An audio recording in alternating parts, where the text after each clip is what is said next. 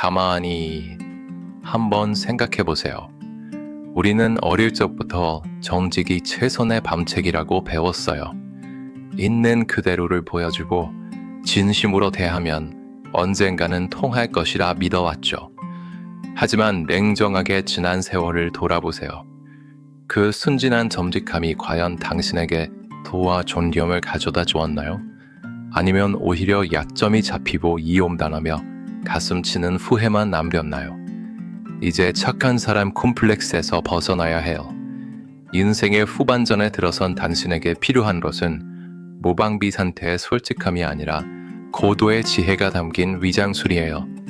단언컨대 지금부터 당신은 철저히 속여야 해요. 누구를 만나든 어떤 상황에 처하든 반드시 감추고 연기해야 할 4가지가 있어요. 오늘 저는 그 4가지 중 가장 치명적인 2가지를 먼저 말씀드리고 그 뒤에 숨겨진 인간 본성의 원리를 풀어드린 뒤 나머지 2가지를 공개할게요. 우선 당신이 당장 오늘부터 입을 닫아야 할 2가지는 당신의 돈주머니 사정과 당신의 병과 신체적 약점이에요. 이 2가지만 감춰도 당신 인생의 절반은 편해져요. 하지만 나머지 2가지는 당신을 인생의 승리자로 만드는 공격적 무기가 될 거예요. 영상 끝까지 집중하신다면 그 위대한 생존 전략을 모두 얻게 되실 거예요. 돈은 인간 관계에서 가장 강력한 에너지를 가졌으면서도 동시에 가장 위험한 괴물이에요. 돈 주머니 사정을 드러내는 순간 당신을 향한 사람들의 시선은 즉시 서열과 계산으로 바뀌죠. 한번 생각해 보세요. 오랜만에 만난 친구에게 기분이 좋아서 나 이번에 투자한 데 좀 잘 됐어 라고 슬쩍 비쳤다고 해봅시다. 그 말을 들은 친구의 표정을 유심히 본 적 있나요? 겉으로는 와 정말 잘 됐다 축하해 라고 말하지만 그의 눈동자 너머에는 찰나의 시기심이 스쳐 지나가요. 이것은 그 친구가 나빠서가 아니에요. 타인의 행운을 나의 불행으로 인식하는 인간의 본능 때문이죠. 만약 당신이 부유함을 드러내면 세상은 당신을 가만두지 않아요. 평소엔 안부조차 묻지 않던 친척이 갑자기 급전이 필요하다며 연락해오고 지인은 확실한 투자처가 있다며 당신의 소중한 자산을 가로채려 들죠. 그들의 부탁을 거절하는 순간 당신은 돈 좀 벌더니 변한 나쁜 사람이 돼요. 부자가 되었을 때 가장 먼저 해야 할 일은 지갑을 닫는 것이 아니라 입을 닫는 것이에요. 본은 길러주면 사람을 잃고 사랑하면 적을 만들고 숨기면 나를 지켜주는 법이니까요. 본을 잃거나 사람을 잃거나 혹은 둘 다 잃게 되는 비결은 항상 입에서 시작된다는 걸 잊지 마세요. 부자들은 이 생리를 뼈저리게 알고 있어요. 그래서 그들은 일부러 평범한 옷을 입고 검소한 척하며 자신의 자산을 안개 속에 숨겨요. 사람들은 당신이 가진 돈의 액수를 보는 것이 아니라 당신이 풍기는 태도의 크기를 봐요. 당신의 자산이 얼마인지 사람들이 궁금해하게 만드세요. 절대로 확답을 주지는 마세요. 누군가 끈질기게 재산 상태를 묻는다면 그저 미소 지으며 이렇게 대답해 보세요. 운이 좋아서 밥은 안 굶고 살아요. 그저 오늘 차 한 잔 대접할 여유가 있음에 감사할 뿐이죠. 이 모호함은 당신을 지키는 가장 강력한 갑옷이에요. 반대로 돈이 없다고 후구절절 털어놓지도 마세요.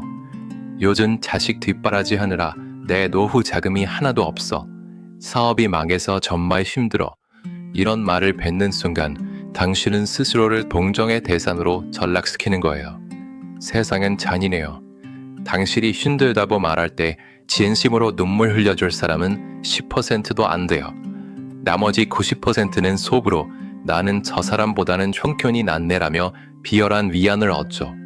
가난을 호소하는 것은 타인에게 나를 짓밟아도 좋다는 허락을 해주는 것과 다름없어요. 당신이 약점을 드러내고 고통을 호소할 때 상대방은 겉으로는 고개를 끄덕일지 모르지만 무의식 깊은 곳에서는 당신을 자신보다 아래 등급의 인간으로 분류해버려요. 인간은 본능적으로 밝고 강하고 풍요로운 에너지에 끌리게 되어 있어요.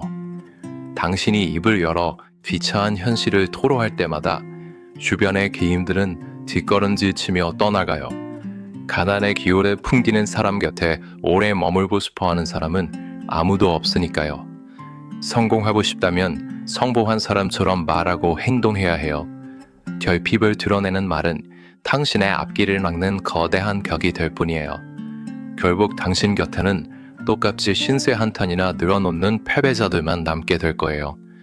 누군가 당신의 사정을 캐묻는다면 절대로 구구절절 변명하지 마세요. 부족함조차 여유로 승화시킬 때 사람들은 함부로 당신을 무시하지 못해요.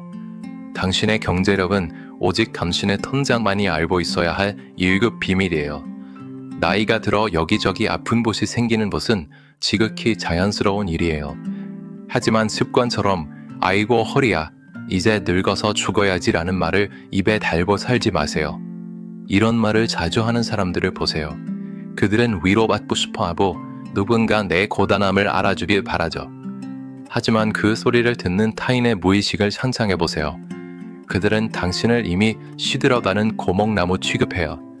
병든 사자에게는 아무도 복종하지 않아요. 당신의 약점을 드러내는 순간 당신의 권위와 영향력은 모래성처럼 무너져요. 건강에 대해 징징거리는 습관은 주변 사람들의 에너지를 뺏는 행위이기도 해요. 처음 한두 번은 걱정해주겠지만 반복되는 사람들은 당신을 에너지 뱀파이어로 인식하고 피하게 돼요. 당신이 아프다고 말하는 순간 당신은 사회적인 경쟁력을 잃은 개체로 낙인 찍혀요. 인간은 본능적으로 강하고 풍요로운 에너지를 가진 사람 곁에 붙어있고 싶어 해요. 당신이 고통을 호소할 때 사람들은 겉으로는 안타까워하지만 속으로는 당신을 함께 배를 탈 수 없는 노약자로 제쳐두죠. 나이가 들고 사회적 지위가 생겼음에도 불구하고 누군가가 내 힘듦을 알아주기를, 내 고단한 삶을 어루만져주기를 바라는 그 나약한 기대 심리가 당신을 망치고 있어요. 철학자 쇼펜하워는 인간의 본성은 타인의 불행을 보며 자신의 행복을 확인하는 경향이 있다고 말했어요. 당신이 아프다고 말할 때 사람들은 당신을 진심으로 걱정하는 대신 자신이 건강하다는 사실에 안도하고 당신을 사회적 서열에서 아래로 밀어내죠. 아픔을 공유해서 얻는 유대감은 얄팍하고 위험한 동정에 불과해요. 누군가 건강을 묻는다면 아무리 몸이 무거워도 눈빛을 반짝이며 대답해보세요. 덕분에 에너지가 넘쳐요. 매일 아침 살아있음에 감사하며 운동을 게을리하지 않거든요. 몸이 부서질 듯 아파도 사람들 앞에서는 허리를 꼿꼿이 세우고 단단하게 걸으세요. 이것은 단순히 남을 속이는 허세가 아니래요. 당신의 잠재의식에 보내는 강력한 명령이죠. 나는 아직 건재하다. 나는 에너지가 넘친다. 당신이 강건한 척 연기하면 뇌는 실제로 통증을 억제하고 면역력을 높이는 호르몬을 쏟아내요. 세상은 약해 보이는 자를 돕는 게 아니라 강해 보이는 자에게 줄을 서려 해요. 당신의 아픔은 오직 신뢰할 수 있는 의사에게만 말하세요. 그 외의 모든 사람에게 당신은 언제나 활기찬 현역이어야 해요. 약점을 보여줘서 얻는 것은 값싼 동전뿐이지만 강함을 연기해서 얻는 것은 존경과 기회예요. 스스로를 환자로 규정하지 마세요. 당신이 스스로를 환자로 부르는 순간 온 우주는 당신을 병들게 할 거예요. 성공한 사람들은 본능적으로 알고 있어요. 자신의 패를 다 보여주는 순간 주도권은 상대에게 넘어간다는 사실을요. 우리가 자신의 결핍을 솔직하게 말하면 세상은 그것을 인간미로 보지 않아요. 오히려 당신을 공격할 수 있는 급소로 인식하죠. 사기꾼들은 외롭고 하소연하기 좋아하는 사람을 가장 먼저 노려요. 당신의 그 솔직함이 당신의 노후를 위협하는 칼날이 되어 돌아오는 거예요. 친절을 가장하고 접근해 당신의 비밀을 캐내고 결국 당신을 파멸로 이끄는 자들을 경계하세요. 나폴레온 힐은 말했어요. 가난과 실패는 자초하는 것이다. 당신이 스스로 불행하다고 떠벌리고 다니는데 어떻게 행운의 여신이 당신을 찾아오겠어요? 입 밖으로 내뱉는 부정적인 말들은 강력한 자기 암시가 되어 당신의 잠재의식에 실패자의 정체성을 깊이 새겨버려요. 나는 안 될 놈이야. 나는 늙고 병들었어라고 선언하는 것과 다름없죠. 이것은 겸손이 아니에요. 자신의 인생에 대한 모독이자 스스로에게 내리는 저주예요. 이제 멈춰야 해요. 얄팍한 동점을 구걸하느라 당신의 고귀한 에너지를 낭비하지 마세요. 이제 나머지 두 가지, 당신의 인생의 지배자로 만들어줄 마지막 퍼즐 조각을 공개할게요. 그것은 바로 당신의 목표와 계획이에요. 당신에게 가슴 뛰는 계획이 생겼다고 해봅시다. 나 이번에 이거 시작해볼 거야. 잘 되면 대박이야. 이 말을 뱉는 순간 당신의 계획은 이미 절반은 실패한 것이나 다름없어요. 이유는 두 가지예요. 첫째, 뇌과학적인 배신이에요. 목표를 남에게 말하고 칭찬이나 응원을 받으면 뇌는 이미 그 일을 달성했다고 착각하여 도파민을 미리 분비해요. 정작 중요한 실행의 단계에서 써야 할 열정과 끈기가 말 한마디에 증발해버리는 것이죠. 아직 씨앗도 심지 않았는데 열매를 따먹는 상상을 하며 쉬려 있는 꼴이에요. 둘째, 주변의 방해와 질투예요. 당신이 잘 되길 바라는 사람은 생각보다 많지 않아요. 가장 가까운 사람조차 당신이 자신을 앞질러 가는 것을 두려워할 수 있어요. 당신이 야심차게 무언가를 준비한다고 말하는 순간 누군가는 당신의 열정을 뻗기 위해 현실적인 조언이라는 탈을 쓰고 부정적인 말을 뱉어요. 그 독설들은 당신의 잠재의식에 스며들어 결국 행동을 주저하게 만들죠. 당신의 꿈은 침묵이라는 인큐베이터 안에서 조용히 키워야 해요. 누군가 당신에게 요즘 새로운 거 준비한다며? 어떻게 돼가? 라고 묻는다면 절대로 세부 내용을 다 털어놓지 마세요. 그 대신 이렇게 말해보세요. 여러 가지로 공부하고 있어요. 결과가 나오면 그때 제일 먼저 말씀드릴게요.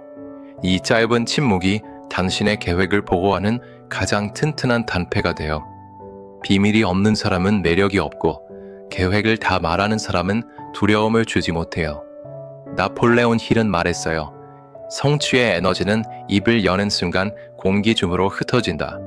아무도 모르게 칼을 갈고 아무도 모르게 발톱을 숨기고 준비하세요. 주변에서 요즘 뭐 하냐고 물으면 그저 오늘 할 일에 충실하며 지내요 라고 답하세요. 결과물로만 증명하세요. 침묵 속에서 실행하는 자만이 진정한 카리스마를 가질 수 있어요. 말을 아끼는 사람은 신비로워 보이고 신비로운 사람은 강력해 보여요.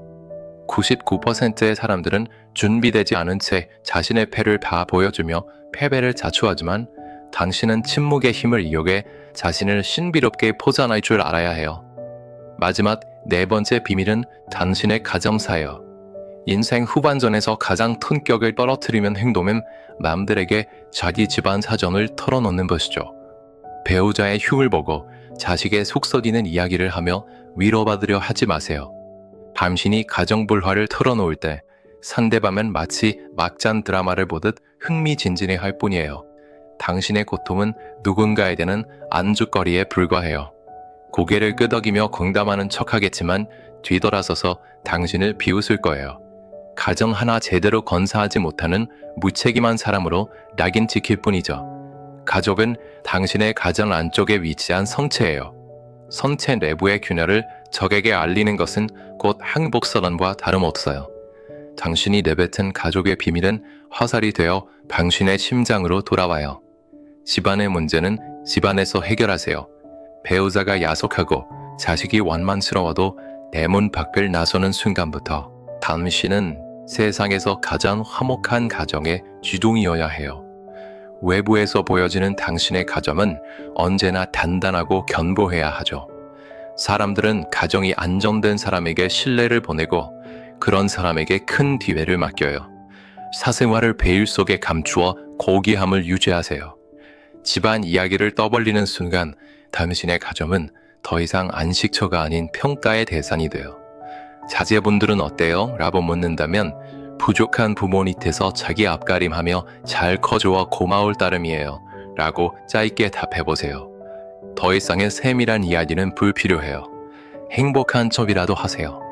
그 연기가 당신의 가정을 실제로 화목하게 만드는 마중물이 될 거예요. 품격은 지키는 것이지 늘어내는 것이 아니랍니다. 우리의 잠재의식은 현실과 상상을 구분하지 못해요. 당신이 부자인 척, 번당한 척, 여유로운 척 연기하면 잠재의식은 그것을 실제 상황으로 받아들여요. 그리고 그 상상을 현실로 바꾸기 위해 온 우주의 에너지를 끌어당기기 시작하죠. 당신의 뇌는 당신이 내뱉는 말을 가장 먼저 듣고 그것을 우주의 명령으로 인식해요. 나폴레온 힐은 우주를 관통하는 하나의 거대한 진리를 발견했어요. 당신의 품고 있는 감정의 진동이 당신의 현실을 결정한다는 사실이죠.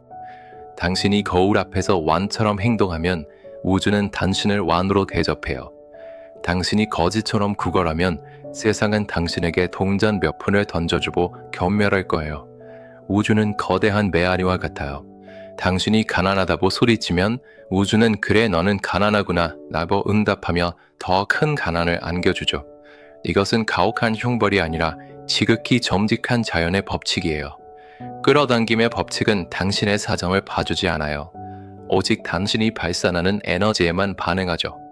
통장의 잔고가 바닥을 칠지라도 마음의 잔고는 넘쳐 흐르는 것처럼 행동해야 하는 이유가 바로 여기에 있어요.